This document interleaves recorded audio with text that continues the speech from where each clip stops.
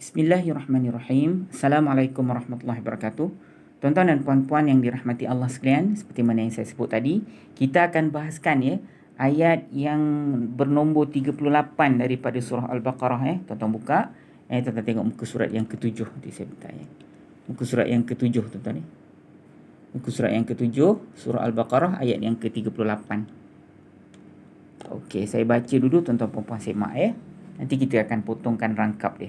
A'udzu billahi minasyaitonir rajim.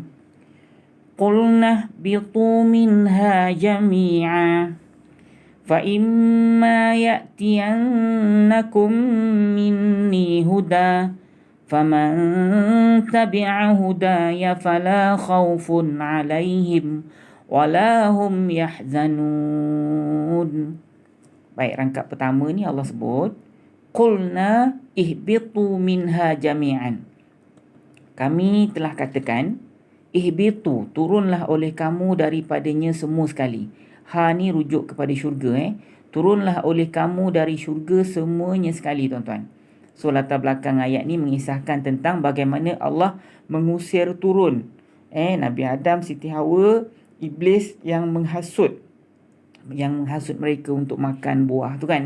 Jadi selepas kejadian itu Allah mengusir turun semuanya sekali. Jadi Allah kata, qulna, kami telah katakan, ihbitu, turunlah oleh kamu minha, daripadanya jami'an, semua sekali, kata Allah.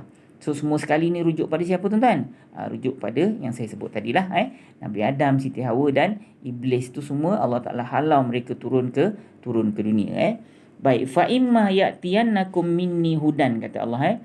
Fa maka imma, adapun, ya'tiyannakum, pasti, kata Allah Ta'ala, akan datang kepada kamu dari aku petunjuk, kata Allah. Pasti akan datang kepada kamu dari aku petunjuk. So petunjuk yang diberikan oleh Allah kepada kita umat Nabi Muhammad SAW ni, yang pertama Allah bagi kita petunjuk dalam bentuk Al-Quran ni lah yang diturunkan oleh Allah. Yang keduanya Allah utuskan Nabi Muhammad SAW untuk menjelaskan tentang petunjuk tersebut, menjelaskan tentang Al-Quran tersebut kan. Jadi sebab tu kita sekarang ni ada hadis-hadis yang kita boleh jadikan sebagai panduan. Hadis sahih tersebut datang daripada Rasulullah SAW, tuan-tuan. Kemudian faman tabi'a hudaya fala khaufun alaihim, kata Allah. Kita boleh consider ni rangkap berikutnya. Jadi ni jawablah, ni syarat dia, tuan-tuan. Adapun datang pada kamu petunjuk, maka sesiapa yang mengikuti petunjuk tersebut, tiadalah ketakutan dalam hatinya. Ni jawab dia, ni syarat dia, ni jawab dia. Fa maka man, sesiapa tabi'a, ia telah mengikuti hudaya, petunjuk aku, kata Allah, fala khaufun alaihim, maka tiadalah ketakutan ke atas mereka, walahum yahzanun, dan tidaklah mereka itu berduka cita. Mereka hari kiamat nanti, mereka tidak berduka cita pada sesiapa yang mengambil petunjuk yang datang dari Allah itu. Siapa yang ikut petunjuk Al-Quran, petunjuk Rasulullah SAW, yang pertama, di dunia mereka tidak akan berasa takut dengan sesiapa pun, tuan-tuan. Yang kedua, walahum yahzanun, pada hari kiamat nanti mereka tidak akan berduka cita. Faham ya, tuan-tuan? Baik, kita ambil rangkap yang pertama, qul nahbitu minha jami'an. Kita ambil secara teknikal dulu, tuan-tuan. Nanti saya besarkan. Qul nahbitu jami'an. Qulna, kami telah berfirman atau kami telah katakan, ihbitu, turunlah oleh kamu minha, daripadanya jami'an, semuanya sekali, kata Allah. Qulna, ini isim ke fa'il ke haraf, tuan-tuan? Kami telah berfirman. Ada telah ni. Ini fa'il kan? Fa'il apa, tuan-tuan? Ini fa'il madhi, Fa'il madhi. Betul ke tidak? So apa ganti nama diri dalam qulna ini? Tentulah kami, ada tulis dekat sini kan? So dalam konteks ini kami rujuk pada siapa, tuan-tuan? Kami rujuk kepada Allah dan kerajaannya yang maha agung. Betul ke tidak, tuan-tuan? Kemudian ihbitu, turunlah oleh kamu. Turunlah oleh kamu. So ini isim ke fa'il ke haraf, tuan-tuan? Turunlah oleh kamu, pergilah oleh kamu, duduklah oleh kamu, makanlah oleh kamu. Inilah kalimat fa'il. Betul ke tidak? Fa'il apa, tuan-tuan? Ini ialah fa'il amar. Betul kan? Jadi kalau kita jumpa fa'il, soalan saya yang pertama, fa'il apalah, tuan-tuan kata ni fa'il amar kan? Okey, ganti nama diri dalam fa'il ni apa, tuan-tuan? Tu soalan yang pasti saya tanya kamu. Betul ke tidak? So kamu ni rujuk pada siapa, tuan-tuan? Turunlah oleh kamu. Kamu rujuk pada siapa, tuan-tuan? Rujuk pada siapa? Dia rujuk kepada Dia rujuk kepada Nabi Adam, rujuk kepada Siti Hawa kan, rujuk kepada syaitan iblis yang menghasut mereka So turun kamu semua sekali kata Allah ke dunia Minha min dari hanya darinya turunlah oleh kamu darinya dari ni haraf jar, nya ni rujuk kepada syurga, ha ni syi kan, dia rujuk pada syurga So ni haraf, ini ialah isim yang ada gelaran dan fungsi. So gelarannya ialah isim dhamir kan. So kalau isim dhamir dia jadi dhamir pada siapa tuan-tuan? Dia jadi dhamir kepada syurga. Turunlah oleh kamu darinya, dari syurga tersebut. Jami'an semua sekali So ini ialah kalimat isim. Ni ada perbahasan dia tuan-tuan. Nanti kita bahaskan kemudian. Ini isim yang ada gelaran dan fungsi ke isim biasa? Nanti kita bahaskan. Untuk pengetahuan tuan-tuan lah ini ialah hal Apa dia hal? Okay, hal tu kita akan bahas panjang pada peringkat yang ketiga nanti. InsyaAllah Okay, kita masuk pada rangkap yang kedua tuan-tuan Okay. Fa imma ya'tiyannakum minni hudan maka adapun datang sungguh kepada kamu nanti dari aku petunjuk kata Allah. Maka akan datang sungguh kepada kamu dari aku petunjuk kata Allah Okey, dekat sini ada beberapa perkara yang kita pernah belajar dan ada sedikit penjelasan tentang nun taukid ni nanti Ni nun haraf taukid tuan-tuan Okey, fa maka adapun datang kepada kamu sungguh nanti dari aku akan petunjuk kata Allah maka akan datang petunjuk, sungguh-sungguh akan datang petunjuk dari aku nanti kepada kamu kata Allah Okey, fa maka ini ialah haraf penyambung cerita ataf.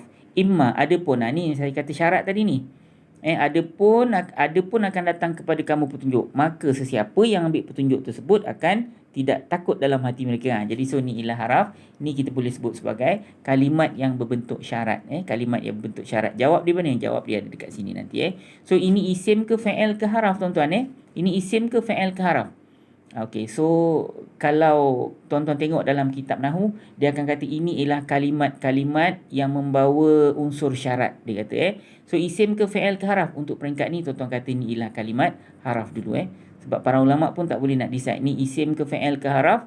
Jadi kalau dah bukan isim, dah bukan fa'il, kita consider dia sebagai haraf tuan-tuan So kalau ada ustaz-ustaz yang tak setuju di haraf, kita mesti kena decide isim ke fa'il ke haraf dalam pengajian kita. So kita decide ini ialah kalimat haraf. Kalau ada ustaz yang tak setuju, tuan-tuan mintalah penjelasan daripada dia kemudian minta daripada mana rujukan dia, nanti boleh share lah dengan saya, nanti saya share pada pelajar-pelajar lain insya-Allah Okey, ya'tiyannakum. Ni haraf haraf apa? Haraf syarat Okey, ya'tiyannakum ni ada 3 kalimat. Ya'tiya maknanya ia datang. Kemudian nun ni nun taukid, ia datang sungguh kepada kamu. Jadi kamu ni sebenarnya dia melekat dengan ya'tiya ni juga tuan-tuan, tapi dia diselang oleh nun taukid. Tak apa. Ini kita consider sebagai ganti nama diri yang melekat dengan kalimat fa'il juga, walaupun diselangi oleh nun taukid. Faham tak? So automatik ini menjadi maf'ulun bih. Tuan-tuan ingat tak? Ini menjadi maf'ulun bih. Kita consider dia melekat dengan kalimat fa'il juga, walaupun dia ada diselang oleh nun taukid. Okey, ya'tiya ni kalimat fa'il iaitu fa'il mudhari'. Fa'il apa tuan-tuan? Ini ialah fa'il mudhari'. So apa ganti nama diri dekat dalam kalimat fa'il mudhari' ini? Ia. Ia rujuk pada siapa tuan-tuan? Ia rujuk kepada hudan ini Ia datang. Nun ini ialah haraf iaitu haraf taukid. Okey, nanti ya'tiya ni ada tak maf'ulun bih? Tengok ni ada ganti nama diri melekat kan? So secara automatik kita tahu ustaz, dalam kalimah ya'tiya ni ada maf'ulun bihnya. Maf'ulun bih ni yang datang tu petunjuk, datang kepada siapa? Ada datang kepada kum ini. Dia ialah maf'ulun bih tuan-tuan maf'ulun bih yang didatangi tu maksudnya, yang didatangi So ada maf'ulun bih iaitu kum. Sebab petuanya kalau ada ganti nama diri melekat selepas kalimat perbuatan, secara automatik ganti nama diri ini menjadi maf'ulun bih. Jadi yang boleh menyelang antara fa'il dan ganti nama diri ialah nun taukid saja. Lain-lain tak boleh tuan Okey, nun ni ialah nun taukid. Ini ialah kalimat haraf taukid lah. Dia pun nun taukid kan. So fungsi dia apa? Fungsi dia menegaskan lah. Sungguh maksud dia. Pasti pun boleh, sungguh pun boleh, confirm. Tu semua adalah kalimat-kalimat yang berbentuk taukid. Okey, kum ni maknanya kamu tuan-tuan. Ini merupakan kalimat isim. Isim yang ada gelaran dan fungsi iaitu isim dhamir kan, isim dhamir. So dia jadi dhamir kepada siapa tuan-tuan? Dia jadi dhamir kepada kamu ni, semua yang turun tu lah tuan-tuan. Jin pun, manusia pun akan turun kepada mereka tu petunjuk dari Allah Azza wa Jalla. Sebab itulah umat Rasulullah SAW Nabi Muhammad SAW ada di kalangan jin juga tuan-tuan. So dia orang pun dapat Al-Quran juga dan ada petunjuk dalam Al-Quran tersebut. Kan tuan-tuan pernah baca surah jin. Jadi ramai jin yang telah diislamkan oleh Rasulullah SAW. So di sini nanti tuan-tuan ada kita punya jawapan kuis. Saya nak tanya tuan-tuan. Ini ada berapa kalimat? Apa kalimat pertama dan apa kalimat kedua? Itu je soalan saya. Ini ada 2 kalimat. Apa kalimat pertama dan apa kalimat yang kedua? Minni. Minni. Tuan-tuan tengok warna dia ni. Minni. Ada berapa kalimat dan apa dia kalimat pertama dan apa dia kalimat kedua? Itu saja soalan saya dan tolong jawab tuan-tuan. Okay, kalimat yang terakhir ialah hudan. Hudan. Huda maknanya petunjuk. Ini merupakan kalimat isim tuan-tuan. Ada tanwin.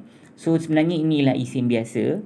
Di isim biasa, dia sedang berpangkat marfu' ke mansub ke majrur.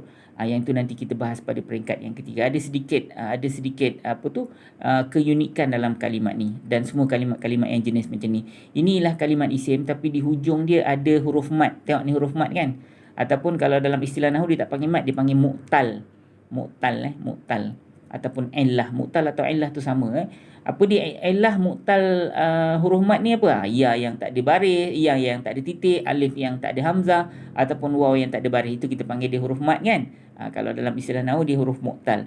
Jadi kalimat isim yang hujung dia ada mu'tal, macam mana kita nak memarfu'kan dia, memansubkan dia dan memajrurkan dia, nanti kita bahas pada peringkat yang ketiga. So balik pada soalan kita tuan-tuan, min ni ada berapa kalimat? Apa kalimat pertama dan apa kalimat kedua? Tolong jawab soalan saya dan hantar ke 010-817-3131. Terima kasih atas perhatian. Assalamualaikum warahmatullahi wabarakatuh.